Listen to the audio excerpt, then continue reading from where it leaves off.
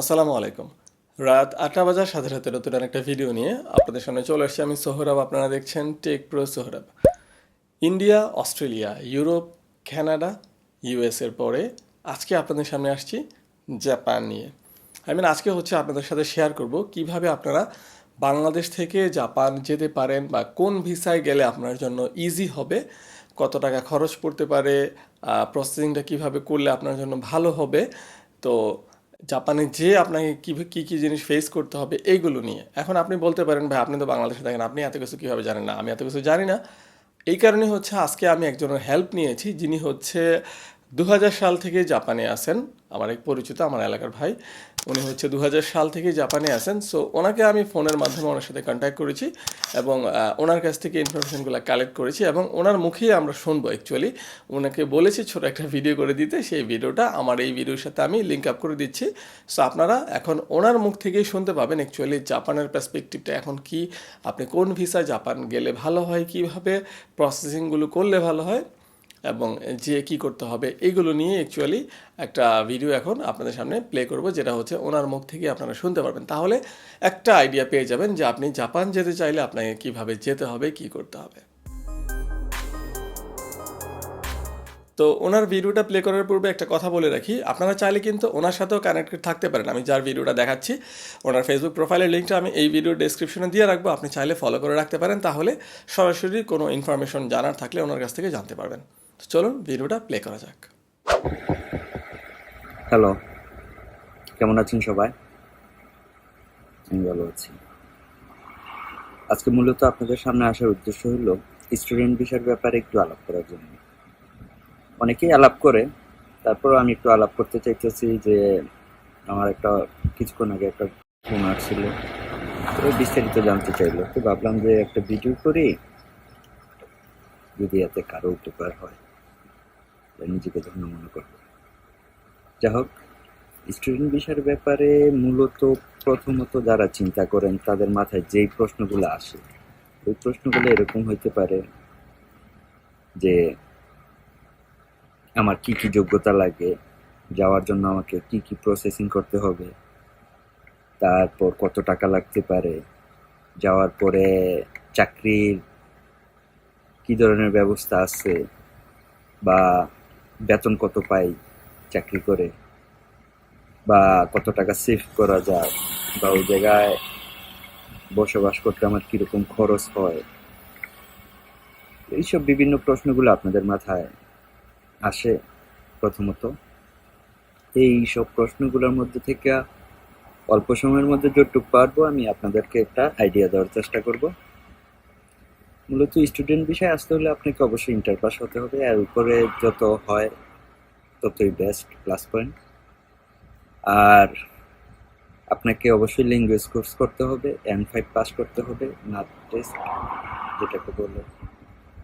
তারপর বাংলাদেশে জিএলপিটি আছে, তারপরে নাট টেস্ট, এইগুলা আপনি কোর্স কমপ্লিট করে নাট টেস্ট 5 পয়েন্ট পাইতে হবে। তাহলে আপনি মোটামুটি একটা অ্যাপ্লিকেশন করার মতো যোগ্যতা অর্জন করবেন। এদিকের স্কুলগুলোতে আপনাকে দুই ধরনের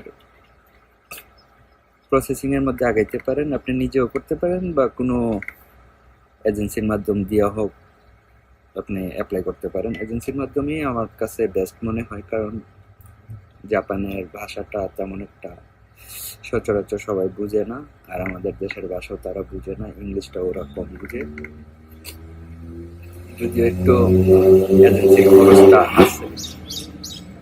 তারপরও আমি আপনাদেরকে সাজেস্ট করব যে এজেন্সির মাধ্যমে দেওয়াটাই বেস্ট, কারণ অনেক ঝামেলা, এত ঝামেলা আপনি পোয়াতে পারলে আপনি নিজে নিজে করেন, আর নিজে নিজে যদি করেন তাহলে আপনি অনলাইনে জাপান ল্যাঙ্গুয়েজ কোর্স এটা লিখে সার্চ দিলে আপনি এদিকের যত স্কুল আছে সবগুলো পেয়ে যাবেন।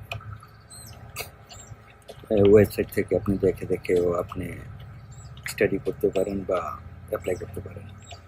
আর এজেন্সির মাধ্যমে হলে এত ঝামেলার কিছু নাই, ওরাই সব করে দিব। আপনি যে পেপারসগুলো লাগে, জরুরি পেপারসগুলো, এই পেপারসগুলো সাবমিট করলেই হয়ে যায়। তো মূলত আপনাকে ল্যাঙ্গুয়েজ কোর্স করার পরে তারপর যদি আমি এজেন্সির মাধ্যমের কথাটা বলি, এজেন্সির মাধ্যমে যদি আপনি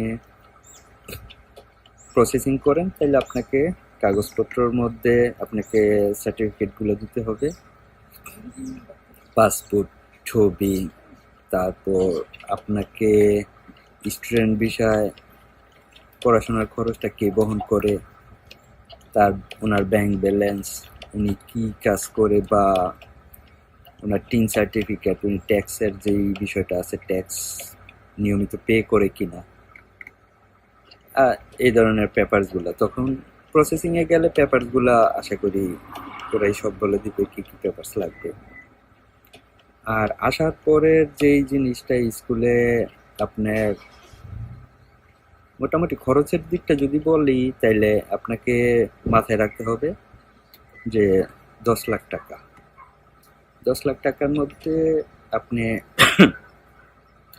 একটু কমের মধ্যেও হয়ে যেতে পারে, বা 10-এর মধ্যে আপনার অনেক খরচ আছে। তো আপনি দেশে ল্যাঙ্গুয়েজ কোর্স আছে, আসা যাওয়া থাকা খাওয়া 3 মাস, মেবি 3 মাস লাগবে, পাসপোর্ট করা, তারপরে টিউশন ফি, তারপরে এজেন্সিগুলোর যে একটা খরচ। মূলত একটা 10 লাখ টাকার টার্গেট নিয়ে আপনি যদি চিন্তা ভাবনা করেন তাহলে আপনার জন্য জিনিসটা ইজি হয়। এর মধ্যে থেকে আপনি আলাপ আলোচনা বা বিস্তারিত খোঁজ খবর নেওয়ার পরে যতটুকু আপনার সেফ হয় ওটা তো বলার অপেক্ষা রাখে না। তো যাই হোক, আসার পরের যে জিনিসটা, আসার পরে আপনার চাকরি পাওয়াটা আপনি 28 ঘন্টা প্রতি সপ্তাহে, 28 ঘন্টা প্রত্যেকদিন 4 ঘন্টা করে কাজের পারমিশন পাবেন। আর 4 ঘন্টা কাজ করলে আপনার 1 ঘন্টার যদি মিনিমাম বেতন আপনি চিন্তা করেন তাহলে একদম নিচের লেভেলটা হচ্ছে 1000 বা 1100 এরকম, আর এর উপরে যত হয় ওটা প্লাস পয়েন্ট। তবে নিচেরটা যেটা চিন্তা করলে আপনি চিন্তা করতে সুবিধা হবে। এই ক্ষেত্রে দেখা যায় যে আপনি মোটামুটি 1 থেকে 1.5 লাখ টাকা ইনকাম করতে পারবেন। আর আপনাকে নেক্সট 1 বছর পর কিন্তু আবার টিউশন ফি জমা দিতে হবে, ওটাও মেবি প্রায় 5.5-6 লাখ টাকা এরকম একটা খরচ আছে। আপনি ইনকাম করার পর এই টাকাটা আপনি সেভ করে টিউশন ফি জমা দিবেন, নাকি আপনি বাড়িতে পাঠাইবেন, বা বাড়িতে পাঠানোর পরে নেক্সট এর 1 বছর পর আপনার এক্সটেনশনের সময় আপনি কিভাবে টাকাটা ম্যানেজ করবেন এটা সম্পূর্ণ আপনি চিন্তা করতে পারেন। তারপর টাকার যে বিষয়গুলো আছে এগুলা অনেকটা আছে স্কুল থেকেও দেয়, বা অনেকের এলাকার পরিচিত আত্মীয় স্বজন ওদের সাথে যোগাযোগ করে ওদের হেল্প নেয়। চাকরির ক্ষেত্রে ওদের হেল্প নিতে হয়, বা অনেক সময় স্কুল থেকেও আপনাকে চাকরি ম্যানেজ করে দিতে পারে। ওটা সম্পূর্ণ যে স্কুলে যাবেন ওই স্কুল আপনাকে কতটুকু হেল্প করবে ওই জিনিসটার উপর নির্ভর করে। আর কত টাকা সেভ করতে পারবেন এটা তো বললাম। মনে করেন মেবি আপনি 1.5 লাখ টাকা ইনকাম করতে পারলেন, আপনার টাকা খরচ, খাওয়া দাওয়া এইসব মিলে আপনি যদি একটু নিজেকে সংযত রেখা খরচটা করেন তাহলে প্রায় 60, 65 বা 70 এর মধ্যে আপনি এটা কন্ট্রোল করতে পারবেন। আর বেশি খরচ করলে এটা তো লিমিট ছাড়া আপনি কত খরচ করবেন। সব মিলাইয়া স্টুডেন্ট বিষয়ে যদি জাপানে আসতে চান আমি বলবো ওয়েল বেস্ট, আপনার ডিসিশন পারফেক্ট। তারপর আপনার নিম্নতম যে যোগ্যতাটা, ওরা অ্যাকচুয়ালি চায় যে আমার দেশে যাদেরকে আমি ঢুকাবো মিনিমাম কোয়ালিফাইড থাকতে হবে। একটা যোগ্যতা সম্পূর্ণ একটা ব্যক্তিকেই বা একজন মানুষকে ওরা ওদের দেশে ঢুকতে দিতে চায়, পারমিশন দিয়ে দেয়। আপনাকে ওইসব যোগ্যতা তো অবশ্যই আপনি না থাকলে তো আপনি ট্রাই করবেন না, এটাও কথা।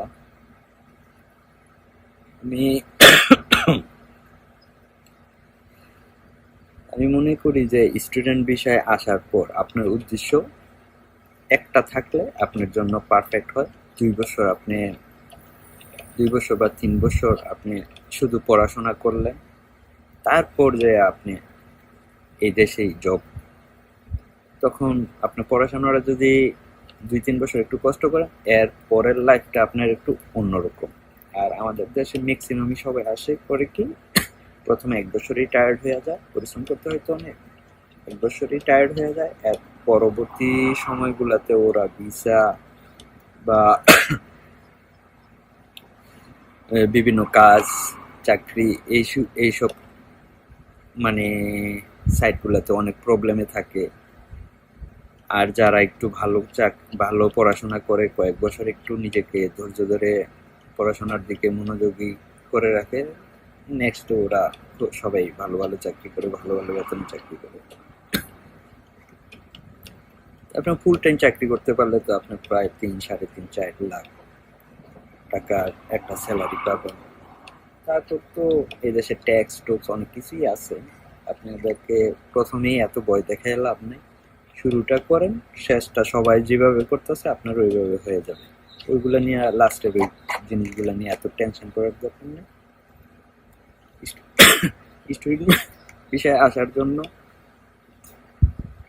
আপনার চেষ্টাটাই যথেষ্ট। আর ব্যাংক ব্যালেন্সটা মেবি 20 লাখের উপরে দেখাইতে পারলে একটু প্লাস পয়েন্ট। এর উপরে যত বেশি পারেন তত আপনার প্লাসটা তত প্লাস হবে।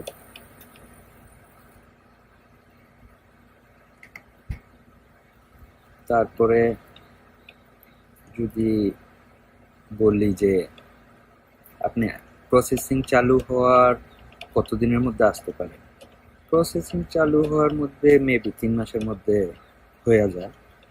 তারপরে অনেকের ক্ষেত্রে একটু সময় লাগে, বা অনেকের কাগজপত্র যদি একটু কোনো ঝামেলা থাকে তাহলে তো আপনার প্রসেসিং সবটাই বাতিল হয়ে যাবে। আর আসার আগে অবশ্যই আপনি যখন চিন্তা করবেন, এজেন্সিগুলোর সাথে পুঙ্খানুপুঙ্খ সব আলাপগুলা আপনি ফার্স্টে জেনে নিন। এতে করে ফার্স্টে জেনে নিলে আপনিও নিজেকে তৈরি করতে সহজ হবে। তো আজকে মূলত আলাপটা একটুকির মধ্যেই রাখি। নেক্সটে আপনাদের যদি কোনো কিছু জানার আগ্রহ থাকে বা জানতে চান তাহলে নক করেন, আমরা সময় সুযোগ মতো আপনাদেরকে সাপোর্ট করার চেষ্টা করব। তো ভালো থাকেন সবাই। ওকে, আল্লাহ হাফেজ। তো আশা করি এখন আপনার একটা আইডিয়া কিন্তু হয়ে গেছে কোন ভিসায় গেলে ভালো হবে, প্রসেসিংটা কিভাবে করলে ভালো হবে, নিজে নিজে নাকি এজেন্সির মাধ্যমে, আর হচ্ছে খরচ আনুমানিক কত পড়তে পারে, যে কিভাবে আপনি কি করতে হবে, কত মাস ধরে ব্যাকআপ নিয়ে রাখতে হবে, মানে একটা একটা আইডিয়া আপনার হয়ে গেছে।